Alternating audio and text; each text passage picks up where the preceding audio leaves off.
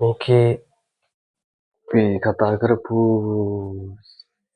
11 ශ්‍රේණිය 25 11 ශ්‍රේණිය පළාත් ප්‍රශ්න පත්‍රයේ ඉතුරු කොටස් ටික තමයි සාකච්ඡා කරන්නේ. ඒකේ අපි සාකච්ඡා කරන හම්බුනේ එක ප්‍රශ්නයක් විතරයි. ඉතුරු ප්‍රශ්න ටික මේකේ තියෙයි. ඒ වගේම ඉතුරු ප්‍රශ්න ටික කොහොමද වෙන්නේ කියලා.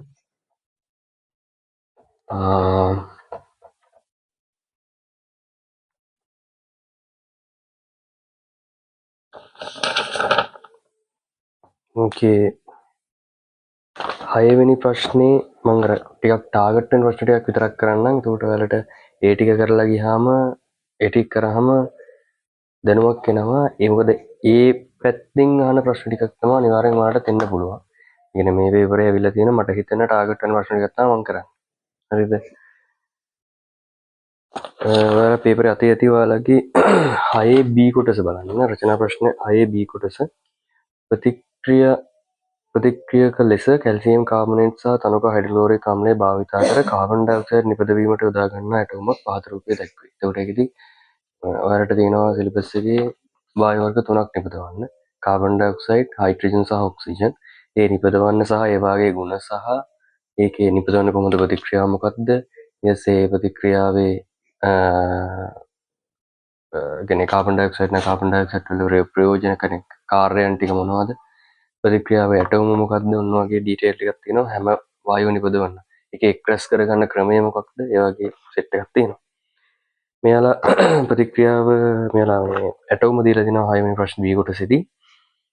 පළවෙනි ප්‍රශ්නෙන් අහනවා එක ඇටෝමෙහි C හා D උපකරණ නම් කරන්න. මේ ඇටෝමෙහි CD උපකරණ දෙක ගැන කිව්වොත් එහෙම C කියලා කියන්නේ කේතු ප්ලාස්කුවක්, D කියලා කියන්නේ විසර්ජක නලයක් තියෙනවා. මේ ඇටෝමේ එක විශේෂයක් තියෙනවා. ඇටෝමේ වායු සරාවට පල්ලෙහාන් ඉන්න ඕනේ වායු සංග්‍රහණ මංචකය කියන එක. ඒක දීලා නැහැ. කෙලින්ම බටේ විසර්ජක නලයේ බටේ උඩට හරවලා දාලා තියෙනවා. හරිද? ඒතර මේක ඇටෝම ඇඳින්න නම් ඕනෙමත් නැහැ. ඇඳත් එන්නේ මේ විදිහට තමයි. මේකේ විසර්ජක නලයේ බටේ තියෙන්න ඕනේ මේ විදිහට.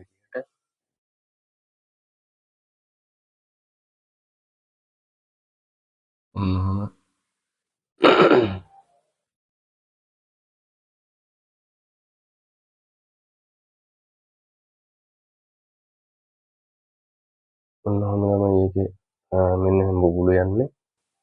කාබන් ඩයොක්සයිඩ් වායුව මේ තියෙන සම්පූර්ණ අර මම මේ කිව්වේ මේකේ දාලා නැති කොටස.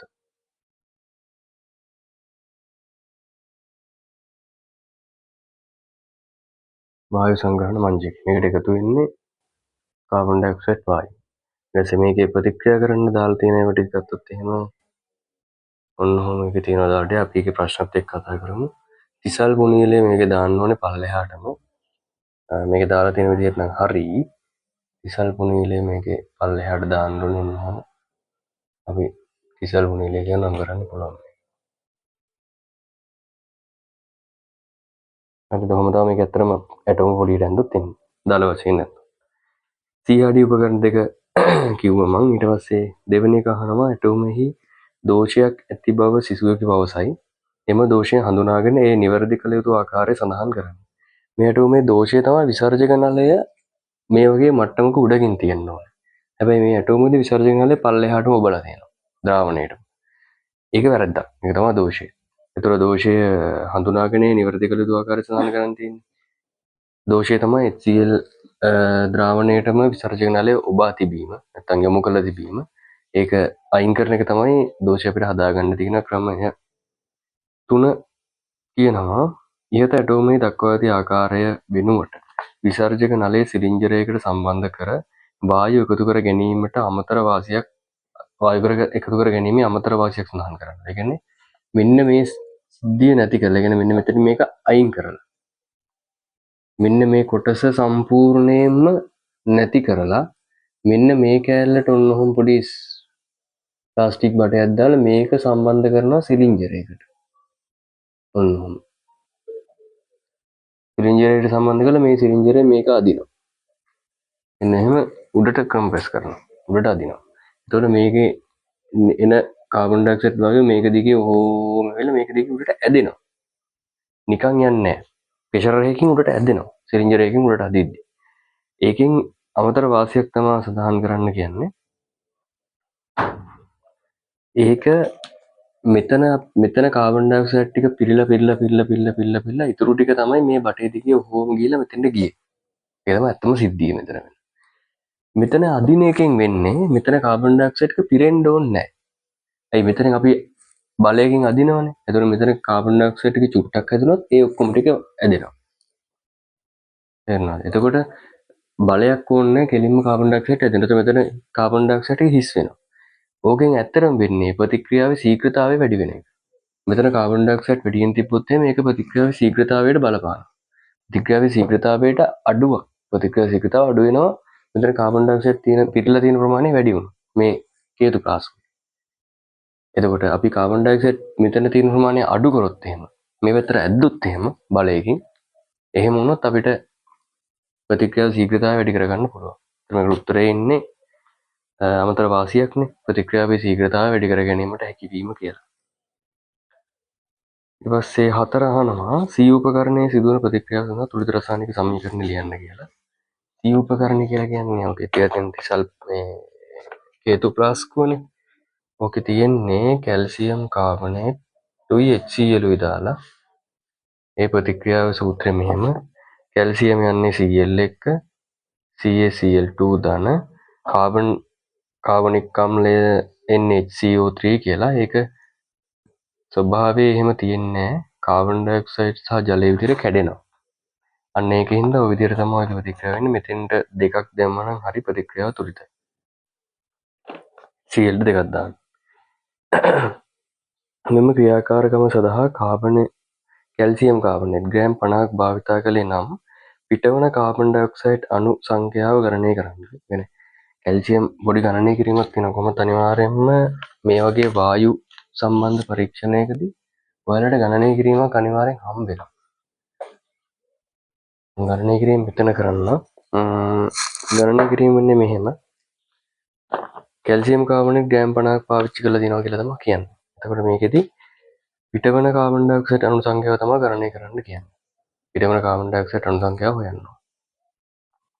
එතකොට අපි බලනවා කැල්සියම් කාබනේට් මේ තියෙන්නේ. පිටවන කාබන් ඩයොක්සයිඩ් අණු සංඛ්‍යාව තමයි මේ තියෙන්නේ. එතකොට මේකේ තියෙන්නේ එකක අනුපාතයක් නේද? මේකයි එකට එකක අනුපාතයක් තියෙන්නේ. එතකොට කැල්සියම් කාබනේටුත් එකක් දැම්මොත් කාබන් ඩයොක්සයිඩ් එකක් හම්බ වෙනවා කියලා තමයි කියන්නේ. අන්න ඒක මුලින් අපි දැනගෙන ඉන්නවා. අණු සංඛ්‍යාව හැම වෙලෙම කතා කරන දෙයක් තමයි පාත් පන්තිවලදී අණු සංඛ්‍යාවක් හරි පරමාණු සංඛ්‍යාවක් හරි වාට හොයන්න දුන්නොත් එහෙම ඔයා අනිවාර්යයෙන්ම හොයා ගන්න ඕනේ මවුල ගාන. මොකද හේතුව මවුල ගාන අවගාඩ්‍රෝ ගානේ වැඩි කරලා තමයි ඔයාට හම්බෙන අණු ගාන නැත්තම් පරමාණු ගාන හම්බෙන්නේ. එතකොට මවුල ගාන හොයා ගන්න නම් ඔයාට තියෙන සමීකරණයක් මොකක්ද? මවුල ගාන සමානයි අදාළ ස්කන්ධයේ අදාළ මූලද්‍රව්‍ය පරමාණු ස්කන්ධයේ බෙදීම එහි සාපේක්ෂ පරමාණු ස්කන්ධ. එහෙනම් මවුල ගාන හොයනවා. මවුල ගාන සමානයි අදාළ දීලා තියෙන ස්කන්ධයේදී ග්‍රෑම් 50යි. කැල්සියම් කාබනේට්ට සාපේක්ෂ පරමාණු ස්කන්ධය දීලා තියෙනවා 100යි ග්‍රෑම් මවුලයට කියලා. ග්‍රෑම්ට ග්‍රෑම් කැවෙනවා. මේකට මේක කැපුණාම භාගයකින් 0.5යි. මවුල කියන එක උඩට යනවා. ඒතකොට 0.5යි මවුල කියලා උත්තරේ එනවා. ඒකෙන් අපිට පරමාණු ගාන නැත්නම් අණු ගාන හොයාගන්න පුළුවන් 0.5 වැඩි කිරීම 6.22 වැඩි කිරීම 1023 වෙනි පදය. ඒතර ඕක කැපුණාම මේකට උත්තරයට එනවා 3.01 වැඩි කිරීම 1023 වෙනි බලය කියලා උත්තරයක් එනවා. කැල්සියම් කාබනේට් අණු ගාන. ඒ ගානට මේ ගාන සමානයි. හේතුව මොකද්ද? එක අණු එක කියන අනුපාතයක් තමයි තියෙන්නේ මේ. එක අණු එක කියන අනුපාතය. ඒකින්ද උත්තරේ මේකම තමයි එන්නේ. ඊට පස්සේ අහනවා 4 වෙනි එක කාබන් ඩයොක්සයිඩ් වායුවේ කාර්මික භාවිතයක් නම් කරන්න කියලා. කාබන් ඩයොක්සයිඩ් වායුවේ කාර්මික භාවිතයක් නම් කරොත් එහෙම ගිනි නිවන්න ගන්න. ගිනි නිවීම සඳහා යොදා ගන්නවා කියලා ලියන්න පුළුවන්. කොහොම තමයි ඔගේ B කොටස ඉවර වෙන්නේ. ඊට පස්සේ අපිට යම් 8 ප්‍රශ්නෙට 8 වෙනි ප්‍රශ්නෙට 8 වෙනි ප්‍රශ්නේ කියනවා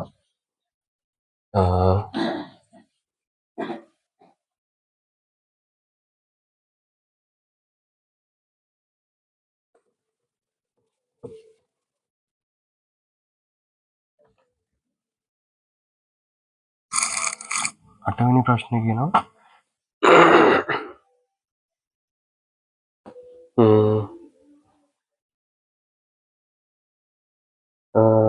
රූප රූප සටහනේ ඒ කැපිටල් A කොටස රූප සටහනේ දැක්වෙන ද්විබීජපත්‍රී ශාක පත්‍රයක හරස් කඩකි දීලා තියෙන්නේ. එහි දැක්වෙන සරල ස්ථිර පටකයක් නම් කරන්න. මෙතන තියෙන සරල ස්ථිර පටකයක් මොකක්ද? සරල ස්ථිර පටක ගත්තොත් මුදු ස්ථිර පටක ගන්නත් පුළුවන්, ස්ථිර කෝණ ස්ථිර පටක ගන්නත් පුළුවන්. මෙතන ඉනි මුදු ස්ථිර හා සයවර මුදු ස්ථිර තියෙනවානේ. මුදු ස්ථිර කියලා ගන්න පුළුවන්. සරල ස්ථිර පටක. ස්ථිර පටක කතන්දරය ගැන කියද්දි මුලින්ම පටක කියන එක පාඩම තියෙනවා 11 වසරේ පළවෙනි පාඩම. ඒකේ කොටස් දෙකක් තියෙනවා. ඒ කියන්නේ පටක කොටස් දෙකකට බෙදෙනවා ශාක පටක සත්ත්ව පටක. ශාක පටක ගත්තොත් එහෙනම් මුලින්ම කොටස් ආය දෙකකට බෙදෙනවා විභාජක පටක සහ ස්ථිර පටක. විභාජක පටවල උදාහරණ තුනක් තියෙනවා. ස්ථිර පටක ආය කොටස් දෙකකට බෙදෙනවා සරල ස්ථිර පටක සහ සංකීර්ණ ස්ථිර පටක කියලා. ඒකේ සරල ස්ථිර පටක වර්ග තුනක් තියෙනවා. මුදු ස්ථිර පටක, ස්ථිර කෝණාස්ථිර පටක සහ දුලස්ථිර පටක. ඒවා ගැන තමයි මේ අහන්නේ. සංකීර්ණ ස්ථිර පටක දෙකක් තියෙනවා සෛලමය සහ ප්ලෝය. ඔන්න ඔය ටික මම සාරාංශයක් කිව්වේ ඒක මතක තියාගන්න.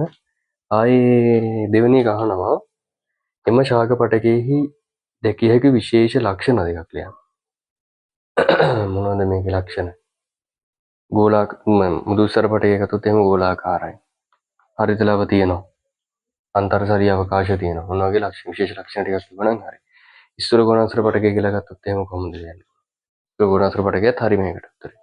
ස්ථිර කෝණාස්ථිර පටකය ගත්තොත් එහෙම අන්තර්සාරී අවකාශ තිබීමට හෝ නොතිබීමට පුළුවන්. ඒ වගේම සෛල බිත්ති සොයිලුලෝස් වලින් ඝන වෙලා තියෙනවා.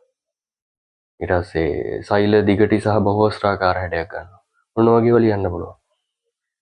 තුන්වෙනි එක ගත්තොත් එහෙම එම පටකය තුළ සිදුවන ප්‍රවාහ සංශ්ලේෂණ ක්‍රියාවලියට අදාළ තුලිත රසායනික සමීකරණ. ප්‍රවාහ සංශ්ලේෂණයේ වත් සමීකරණ තමයි ලියන්න තියෙන්නේ. කාබන් ඩයොක්සයිඩ්, ජලය, C6යි, H12යි, O6 දෙන ඔක්සිජන්.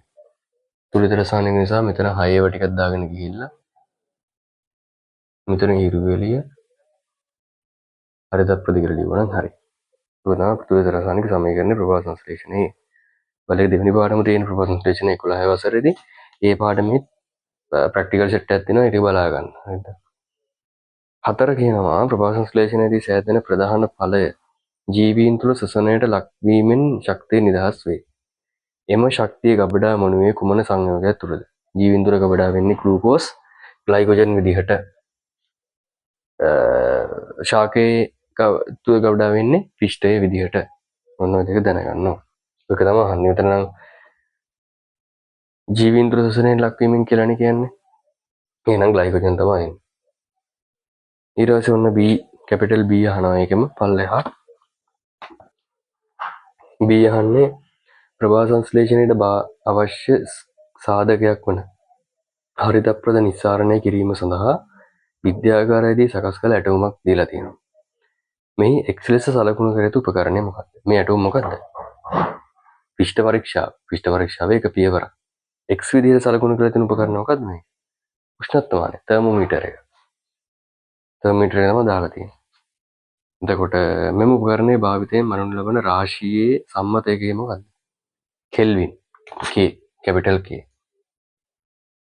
උෂ්ණත්වය. කෙල්වින් තමයි උපකරණය. මෙම උපකරණය හා වෛද්‍ය උෂ්ණත්වමානය අතර ඇති වෙනස්කමක් සඳහන් කරන්න. වෛද්‍ය උෂ්ණත්වමානය මේ උපකරණය අතර තියෙන වෙනස්කම තමයි මේ තියෙන X විදිහට සඳහන් කරලා තියෙන උෂ්ණත්වමානය කියන්නේ සෙල්සියස් අංශක 100කටත් වඩා වැඩි. ගොඩාක් ඉහළ උෂ්ණත්ව වලට ඔරොත්තු දෙන්න තමයි හදලා තියෙන්නේ. ඒක එක වෙනස්කමක්. සාමාන්‍ය දේහ උෂ්ණත්වය වයින් උෂ්ණත්වමානය රත් කරන්න තරම් උෂ්ණත්වයකට ඔරොත්තු දෙන්න හදලා නැහැ. ඒක එකක්. ඊට පස්සේ දැන් මේ වගේ වැඩකට කියන්නේ දැන් නම් නූතන උෂ්ණත්වමාන ගත්තොත් එහෙම නූතන උෂ්ණත්වමානවල රසදිය අන්තර්ගත වෙන්නේ නැහැ දේහ උෂ්ණත්වය වයින් උෂ්ණත්වමානය. ඒකට ඉලෙක්ට්‍රොනික උෂ්ණත්වමානයෙන් පාවිච්චි කරනවා.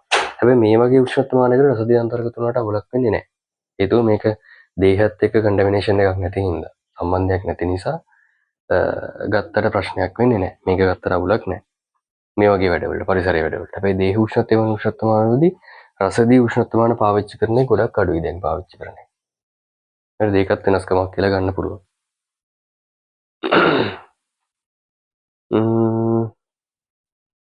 B කොටස C කොටස ගත්තොත් එහෙම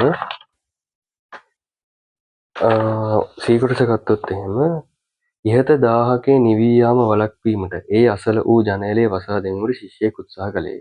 මේ කලින් තියෙන උඩ තියෙන උපකරණය ගැන කියන්නේ. ඒක අර 1000ක් 5000ක් තියෙන එක නිවී යන වළක්වන්න ජනේලය වහනවලු. අංක 1 අහනවා ජනේලය වැසීමට ඊට වඩා ඊට වඩා B ස්ථානයෙන් වැඩි බලයක් ගන්න ඕනේ. මේට හේතුව බලපූර්ණ ඇසුරෙන් පැහැදිලි කරන්න. ඒක ලේසි.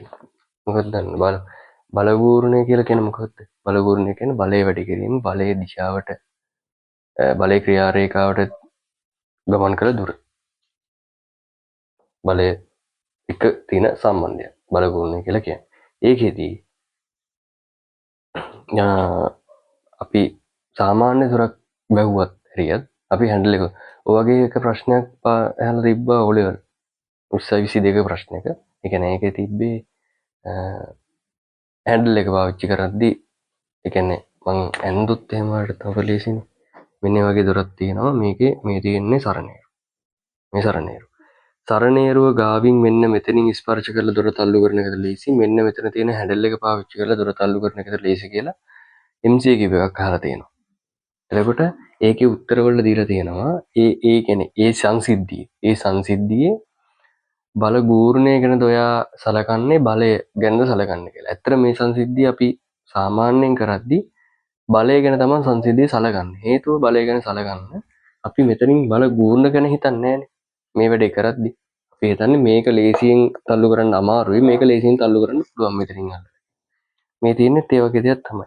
ඒ ලක්ෂයෙන් අල්ලලා තල්ලු කරනවා කියන එක ටිකක් අමාරු වැඩක්. නෙමෙයි. ඒ ලක්ෂය ලේසි වැඩක්. B ලක්ෂය තමයි අමාරු වැඩේ. හේතුව මෙන්න දැන් මෙන්න මෙතන ඉඳන් දැන් මම හිතුවත් මේක B ලක්ෂය මේක A ලක්ෂය කියලා. මොහොම එකක් ගහුවොත් එහෙම මෙන්න මෙතන තියෙන දුරයි මෙන්න මෙතන තියෙන දුරයි කියන්නේ මේ x දුර මේ y දුර කියලා ගත්තොත් x දුර කියන එක උඩයි y දුර විශාලයි. ඒක දන්න දෙයක් නේ. y දුර විශාලයි යට තියෙන නිසා x දුර ගොඩයි. අපි බලගූර්ණය කියන එක බරගූර්ණය සමානයි බලයේ ක්‍රියා රේඛාවට ලම්බක දුරනේ බලගූර්ණය කියලා කියන්නේ. බලය වැඩි කිරීම බලයේ ක්‍රියා රේඛාවට ලම්බක දුර. එතකොට මෙන්න මේ බලගූර්ණය මෙන්න මෙහෙමනේ අපි අර්ථ දක්වන්නේ. අපි බලගූර්ණය කියන එක පැත්තක දැම්මොත් මෙන්න මෙයා ඒ කියන්නේ බලයේ ක්‍රියා රේඛාවට ලම්බක දුර කියන එක. මේ x හරි y හරි. y කියන්නේ y වැඩි වෙන්න දුර වැඩි වෙන්න බලය කියන එක අඩු වෙනවා.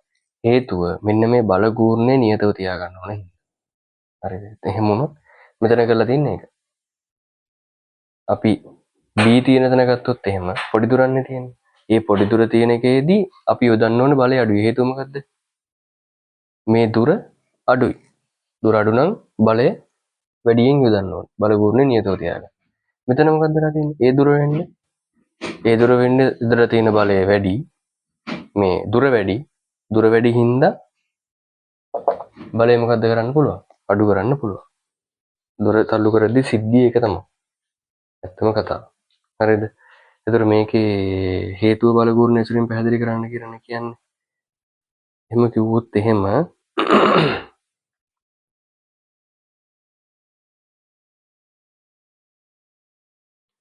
උත්තරේට මෙහෙම ලියන්න පුළුවන්.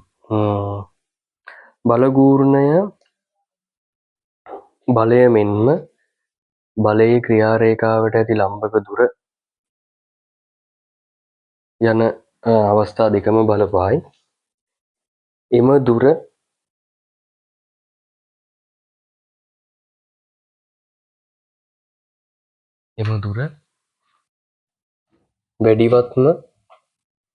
වැඩිවත්ම යෙදිය යුතු බලය අඩුවේ. එම නිසා ඒ ලක්ෂයෙන් යෙදිය යුතු බලය අඩුවේ. එහෙම ලිව්වනම් හරි. දෙකේ කියනවා ඉහත බල පූර්ණය සඳහා සමීකරණය තමයි ලිව්වේ. බල පූර්ණය සමානයි බලය වැඩි කිරීම බලයේ ක්‍රියා රේඛාවට ඇති ලම්බක දුර. 3 බලන්න. එදිනෙදා ජීවිතයේදී බල යුග්මයේ යෙදෙන අවස්ථාවලට උදාහරණ දෙකක් ලියන්න. බල යුග්ම බල ගුණ කතන්දරේ නෙමෙයි අහන්නේ. බල යුග්ම අහන්නේ. බල යුග්ම නම් කරාමය ගන්න පුළුවන්. සුක්කානම ගන්න පුළුවන්. බල ගූර්ණ නම් කිව්වොත් බල ගූර්ණ ගන්න පුළුවන්. විල්බැරෝව ගන්න පුළුවන්. ඔන්න වගේ ටිකක් ගන්න පුළුවනි. ඊට පස්සේ 9 කොටසත් එහෙමම කරගෙන යන්නම් මම. 9 කොටස ඉසට් ලෝහය සහ තනුක HCl අතර ප්‍රතික්‍රියාවේ ශීඝ්‍රතාවය කෙරෙහි HCl සාන්ද්‍රණයේ බලපෑම සෙවීමට සිදු කළ ක්‍රියාකාරාත්මක අවස්ථා දෙකක නිරීක්ෂණ පහදවුවේ දැක්වේ. ඔන්න අවස්ථා දෙකක් වෙන වෙනම දීලා තියෙනවා. ඒකේ තියෙන්නේ තනුක සල්ෆියුරික් නෙමෙයි හයිඩ්‍රොක්ලෝරික් අම්ලය. තනුක හයිඩ්‍රොක්ලෝරික් අම්ලය සාන්ද්‍රණය දීලා තියෙනවා. එක කොලම් එකක ඊට පස්සේ වායු පිටවීමට ආසන්නව ගත වූ කාලය මිනිත්තු ගාන දීලා තියෙනවා. x කියන සාන්ද්‍රණයේ තියෙන HCl වල වායු පිට වෙන්න ගත වෙලා තියෙන මිනිත්තු 4ක් වගේ පොඩි කාලයක්. හැබැයි y සාන්ද්‍රණයෙන් තියෙන HCl වලට මිනිත්තු 8ක් වගේ වැඩි කාලයක් ගත වෙලා තියෙනවා. අපි බලමු මොනවද අහන්නේ කියලා. ඒ කියන්නේ අපිට ඔතනින්ම නිකන් තීරණය කරන්න පුළුවන් මොකද්ද? වායු පිටවෙන්න කාලේ වැඩියෙන් ගත්ත කියලා කියන්නේ එයාගේ ප්‍රතික්‍රියා ශීඝ්‍රතාවය අඩුයි කියන්නේ. ඇයි? වේගින් ප්‍රතික්‍රියා වුණා නම් ඉක්මනින් වායු පිට වෙන්න එපා. වායු පිට වෙන්න වැඩි කාලයක් ගත්ත කියලා කියන්නේ එයාගේ ප්‍රතික්‍රියා ශීඝ්‍රතාවය අඩුයි කියනවා. වේගය අඩුයි. ඊට පස්සේ මෙතන වායු පිට වෙන්න මෙතන 4 ඩිගදී අඩු කාලයක්නේ ගත වෙලා තියෙන්නේ. එහෙනම් එයාගේ ප්‍රතික්‍රියා ශීඝ්‍රතාවය වැඩි. එකේ කියනවා මෙම පරීක්ෂණයේදී ඉසෙට් ලෝහයේ ස්කන්ධයට අමතරව අවස්ථා දෙකේදී නියතව තබාගත යුතු සාධක දෙකක්. ඒ කියන්නේ මෙහෙමයි ප්‍රතික්‍රියා ශීඝ්‍රතාව කියන පාඩමේදී ඔයාලට ප්‍රතික්‍රියා ශීඝ්‍රතාවයට බලපාන සාධක කිහිපයක් තියෙනවා. ඒකේ එකක් තමයි පුෂ්ඨ වර්ගඵලය. ප්‍රතික්‍රියකවල පුෂ්ඨ වර්ගඵලය එකක්. හරිද? අනිත් තව එකක් තමයි උෂ්ණත්වය. තව එකක් මේකේ දීලා තියෙන විදිහට සාන්ද්‍රණය. අනිත් අන්තිමට ගන්න පුළුවන් එක තමයි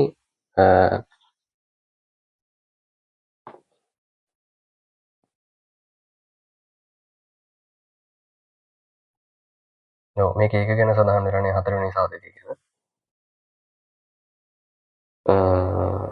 මේක අහලා තියෙන්නේ සාධක දෙකක්. එතකොට ඔයාලට ගන්න පුළුවන් උෂ්ණත්වය.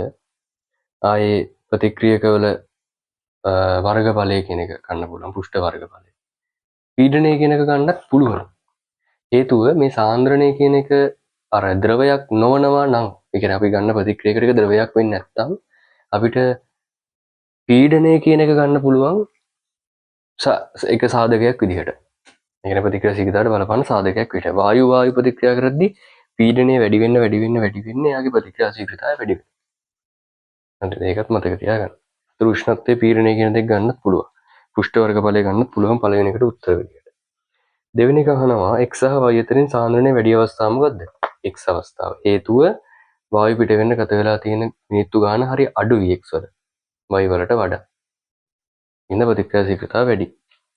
3 අහනවා පළවෙනි අවස්ථාවේදී මිනිත්තු 4කදී පිට වූ H2 වායු පරිමාව ඝන සෙන්ටිමීටර් 10ක් නම් එම අවස්ථාවේදී ප්‍රතික්‍රියා ශීඝ්‍රතාවය ගණනය කරන්න. ප්‍රතික්‍රියා ශීඝ්‍රතාවයට හොඳ ප්‍රතික්‍රියා ශීඝ්‍රතාවය සමානයි පිටවෙච්චි වායු පිටවෙච්චි ප්‍රමාණය ඝන සෙන්ටිමීටර් 10ක් කියලා මැනලා තියෙනවා. මිනිත්තු 4ක් ගත වෙලා තියෙන්නේ. අපි හැම වෙලේම මේක 60න් ගුණ කරලා තප්පර වලට හදනවා. මේ ප්‍රතික්‍රියා ශීඝ්‍රතාවය. මිනිත්තු වලින් තියෙන එක ගොඩක් අඩුයි. ඒකෙන් අපිට උත්තරේ ගන්න පුළුවන් 0.041 තප්පරයට ඝන සෙන්ටිමීටර් කියලා. උත්තරේ 4 A කොටසට. B කොටස කියනවා තුන්වෙනි තුනට. ඊට පස්සේ 4 වෙනි එකට එන්නේ. 4 A කොටස කියනවා සිංක් ලෝහය හා තනක හයිඩ්‍රොක්ලෝරේට් අතර ප්‍රතික්‍රියාව තුලිත රසායනික සමීකරණය ලියන්න. ඒක ලියන්නේ කොහොමද? සිංක් ධන HCl. සිංක් ක්ලෝරයිඩ් ධන H2I. පිට වෙනවා H2I උඩට. මේ දෙකේ දෙකක් තියෙන නිසා අපි දෙකක් මේ පැත්තට දැම්මා.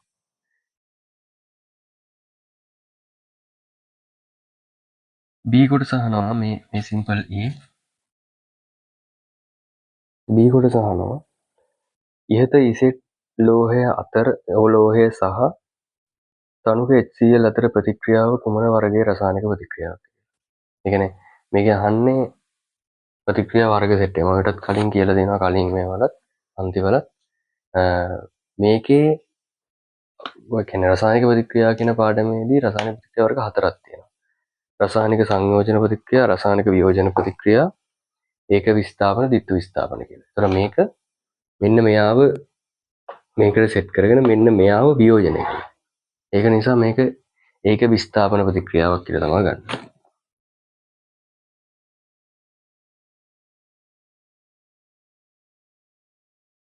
ඒක විස්ථාපන ප්‍රතික්‍රියාව. ඊට පස්සේ C කොටස අහනවා මෙහිදී නිපදවන H2 වායුව එක්රැස් කර ගැනීම සඳහා විද්‍යාගාරයේදී භාවිතා කරන ක්‍රමය කුමන නමකින් හැඳින්වේ? H2 වායුව එක්රැස් කරගන්නත් පාවිච්චි කරන්න ඉතින් අරක තමයි මොකද්ද? අපි කලින් යද්දී කාබන් ඩයොක්සයිඩ් එක්රැස් කරගන්න ගත්ත එක. ඒකම තමයි. මේක ගන්න පුළුවන් ජලයේ යටිකුරු විස්ථාපනය. ජලයේ යටිකුරු විස්ථාපනය කියන එක ගන්න පුළුවනි. මෙතන ජලයේ යටිකුරු විස්ථාපනය. පස්වෙනි එක අහනවා H2 වායුවේ කාර්මික ප්‍රයෝජනයක් ලියන්න. හරිද? රොකට් ඉන්ධන විදිහට පාවිච්චි කරනවා H2 වායුව. ඊට පස්සේ ඇමෝනියා වායුව නිපදවන්න පාවිච්චි කරන්න පුළුවන්. H2 වායුව. ගොඩක් ඉන්ධන විදිහට තමයි පාවිච්චි කරන්නේ H2. ඔයගේ උත්තර ටිකක් ගන්න පුළුවන් ඔය ප්‍රශ්න ටිකට.